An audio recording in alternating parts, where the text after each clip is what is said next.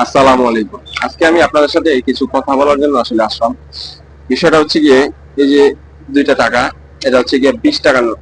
নতুন 20 টাকার নোট, যেটা 2025 সালের মাঝ দিকে বের হয়েছে। আর এটা হচ্ছে পুরাতন সেই 20 টাকার নোট। এই যে সেই পুরাতন 20 টাকার নোট।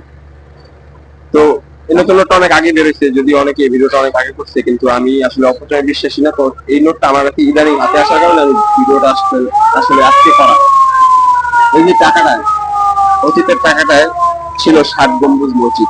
সামনের দিকটার বিষয়ে আমি কোনো কথা বলবো না, সেটা যেটাই করেছে সেটা তাদের ব্যক্তিগত বিষয়। বা প্রত্যেক রাজনৈতিক পরিপ্রেক্ষি চেঞ্জ হলে তারা আসলে সেই ছবিগুলো উঠিয়ে নেয়, এটা আমরা অতীত থেকেই দেখে আসছি।